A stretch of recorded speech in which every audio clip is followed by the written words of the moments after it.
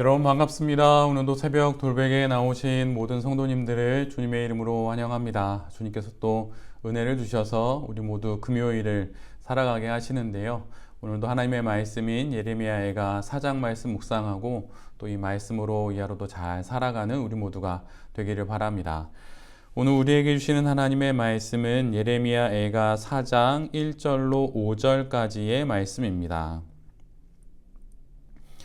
아, 슬프다. 어찌하여 금이 빛을 잃고 어찌하여 순금이 변하고 성전 돌들이 거리 어귀마다 흩어졌는가. 순금만큼이나 고귀한 시온의 아들들이 어찌하여 토기장이들이 빚은 질그릇 정도로나 여김을 받는가. 들깨들도 제 새끼에게 젖을 물려 빨리는데 내 백성의 도성은 사막의 타조처럼 잔인하기만 하구나. 젖먹이들이 목말라서 혀가 입천장에 붙고 어린 것들이 먹을 것을 달라고 하여도 한술 떠주는 이가 없구나.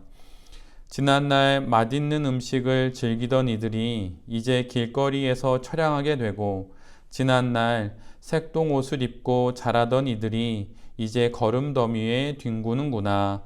아멘. 오늘은 예레미야애가 4장의 말씀을 갖고 하나님과 함께할 때 우린 사람이 됩니다. 하나님과 함께할 때 우린 사람이 됩니다. 라는 제목으로 함께 하나님 말씀을 나누도록 하겠습니다. 오늘 함께 묵상하는 예레미야애가 4장은 지금까지 앞에 1장부터 3장까지의 그 예레미야애가의 전반적인 분위기를 요약해 놓고 있는 말씀입니다. 4장은 1장과 2장처럼 슬프다 라고 하는 탄식으로 시작을 하게 되지요. 시인은 지금 유다와 또 예루살렘, 시온에 일어난 모든 일들을 애통해 합니다. 그러나 아무리 안타까워해도 소용이 없습니다. 왜냐하면 너무 늦었기 때문이지요. 오랜 기간 계속되던 하나님의 말씀의 경고를 무시한 대가를 그 예고된 결과를 고스란히 받고 있는 것입니다. 경고의 시간은 길고도 충분했지만 하나님의 말씀을 무시한 이들에게 이 모든 것들은 한순간에 벌어진 일들처럼 여겨집니다. 왜냐하면 설마 하며 무시해왔고 간과했기 때문이지요. 상상하지도 못했던 일들은 한순간에 일어났고 모든 것들은 한순간에 뒤바뀌었고 모든 것들은 일순간에 무너지고 말았습니다. 예루살렘의 영광과 그 종기는 옛날의 이야기가 되어버렸습니다. 시인은 그 옛날의 이야기들을, 이 급격한 변화를 이렇게 표현합니다. 가장 먼저 금이 빛을 잃고 순금이 변질되고 성소의 돌들이 거리 어귀마다 여기저기 흩어져 있다고 그렇게 말합니다. 존귀한 모든 것들이 하찮은 것들이 되어 거리마다 나뒹군다고 하는 것이지요. 여기서 말하는 순금은 고귀한 시온의 백성들을 말합니다. 그런데 그들은 그들이 저지른 죄악과 또 회개 없는 삶으로 인해서 흙으로 만든 질그릇이 되어버립니다. 언제든 깨지면 내다버리고 다시 구할 수 있는 하찮고 사소하고 보잘것없는 존재가 되어버렸다고 시인은 말합니다. 또한 예루살렘 성전은 금과 은으로 아름답게 세워졌지요. 그런데 바빌로니아의 느부사라단의 지휘 아래에 성전과 왕궁은 불탔고 또 성벽은 무너졌으며 성전의 녹기둥과 또 녹그릇은 탈취를 당했습니다. 성전에서 귀하게 쓰여야 할 성전 기물들이 전쟁의 기념품처럼 그렇게 빼앗기게 됩니다.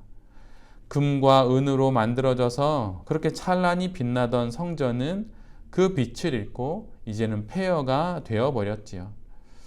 이뿐만이 아닙니다. 시온이 겪게 된 고통이 얼마나 크고 괴로운 것이었는가 하면 모든 인간이 가지고 있는 그 천륜을 저버릴 정도에 이르게 됩니다. 목말라하는 젖먹이들과 또 배고파하는 어린이들을 돌보는 이들이 아무도 없습니다. 어린 생명들을 가엾어하는 이들도 없고 또한 그들의 애타는 고통을 눈여겨보는 사람들도 없습니다. 심지어 예언서의 말씀처럼 급기야 부모들은 그들의 생존을 위해 자녀들을 죽이기까지 합니다. 이런 지경에 이른 예루살렘의 신세는 어미젖을 먹는 들개 새끼보다 못하고 새끼를 함부로 버리는 타조만도 못하다고 오늘 시인은 기록해 놓고 있습니다.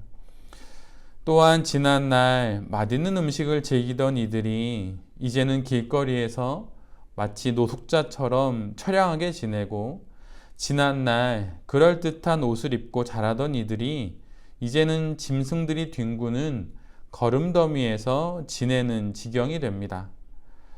또한 부요함을 자랑하며 살던 이들이 이제는 거리를 배회하며 음식을 구걸하고 또한 그들의 몰골이 얼마나 비참했던지 이들이 예전에 그 귀인들인 줄 알아보는 이들이 없을 정도에 이르게 됩니다. 결국 예루살렘의 현실은 하나님의 심판을 받은 소돔만도 못한 지경에 이르게 되는 것이지요. 왜냐하면 예루살렘이 저질렀던 그 죄악이 소돔의 죄악을 뛰어넘었기 때문입니다. 모든 아름다움은 사라졌고 모든 좋은 것들은 그 흔적을 찾아볼 수 없게 되었습니다. 그러나 이 모든 것들은 이미 오래전에 예고된 일들이었습니다. 하나님을 등진 인생과 하나님의 언약에 불성실한 인생들에게 예고된 일들이었고 그 말씀이 결국 현실이 된 것이지요. 하나님을 등지면 우리의 인생이 더 존귀해지고 고귀해지고 존엄해지는 것이 결코 아닙니다.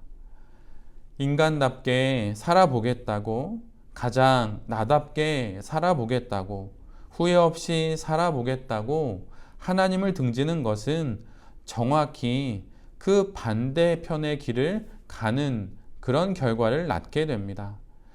이는 마치 목이 마르다고 바닷물을 마시는 것과 같은 것이지요. 빛을 찾으러 어둠을 향해 걸어 들어가는 것과 같은 형국입니다. 육지로 가겠다고 그러면 살 수 있을 것이라고 말하면서 오히려 반대로 바닷물 속으로 걸어 들어가는 것과 같은 것입니다.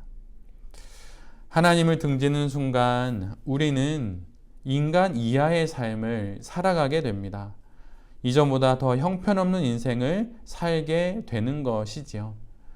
더 잘 살아보고자 하나님을 등지지만 결국 최악의 삶에 이르고 마는 것입니다.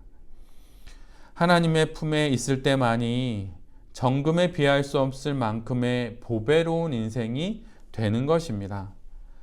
해를 마주할 때 거울도 빛이 나듯이 우리의 인생도 하나님을 마주할 때 빛이 나는 법입니다. 하나님을 등지는 것은 가장 비인간적인 현실을 만들어내고 맙니다. 어쩔 수 없는 것이에요. 당연한 결과인 것입니다. 오늘 본문을 보면 들깨의 이미지를 기록해 놓고 있는데 성경 속에서 들깨는 매우 부정적인 동물입니다. 때를 지어서 폐허가 된 마을을 서성이면서 먹이를, 사체를 찾는 그런 짐승이죠. 그런데 그런 들깨도 새끼를 돌봅니다. 그러나 하나님의 형상인 사람이 자신이 낳은 자녀를 돌보지 않는 지경이 되었다고 오늘 본문은 예루살렘의 현실을 그렇게 기록해 놓고 있습니다. 또한 타조는 성경 속에서 매우 척박한 땅에 살면서 알을 낳아 흙 속에 내버려 두고 다른 장소로 이동하고 그렇게 살아가는 어리석고 미련한 동물로 묘사가 됩니다. 그런데 예루살렘의 백성들이 바로 이런 타조와 같다고, 그들의 인생이 바로 이처럼 어리석고 미련한 인생이고 또 그 결과를 맛보고 있다고 오늘 본문은 기록하고 있는 것입니다. 더 나은 삶을 살아가는 인간이 되고자 하나님을 등졌더니 결국은 들깨만도 못한 인생이 되고 타조와 같은 인생이 되었다고 오늘 본문은 기록하고 있는 것이에요. 하나님을 등지는 것은 우리를 더 인간답게 만드는 것이 아니라 가장 비인간적인 존재로 만듭니다. 신을 잃어버린 존재는 인간의 형상을 잃어버리고 결국은 인면수심의 인생이 되고 마는 것이죠. 가장 아름다운 인생을 살고 싶다면 하나님을 바라봐야 합니다. 하나님을 바라보며 살아가야 합니다. 존귀한 인생은 존귀하신 분 앞에 있기 때문이죠. 하나님 앞에 우리가 그토록 꿈꾸는 존귀한 인생이 있습니다. 하나님을 향해 하나님과 함께 그렇게 인생을 살아갈 때 우리 모두가 이 땅에서 아름다운 인생을 살아갈 수 있게 되는 것입니다. 새벽 돌베개의 모든 성도님들과 또 이 말씀을 전하는 제 자신이 존귀하신 분이신 하나님 앞에 그 앞에서 인생을 살아감으로 말미암아 가장 인간다운 인생을 그리고 가장 나다운 인생을 살아가게 되기를 간절히 기도드립니다. 아멘. 기도하겠습니다. 주님, 한순간 과거의 모든 영광을 잃어버리는 예루살렘을 봅니다. 기나긴 시간 수많은 예언자들을 통해 주신 말씀이 있었음에도 불구하고 이를 무시하여 결국 가장 비참한 인생이 되는 시온을 바라봅니다. 존귀하신 하나님 앞에 존귀한 인생과 존엄한 삶, 아름다운 일생이 있음을 알게 하시니 주님 감사합니다.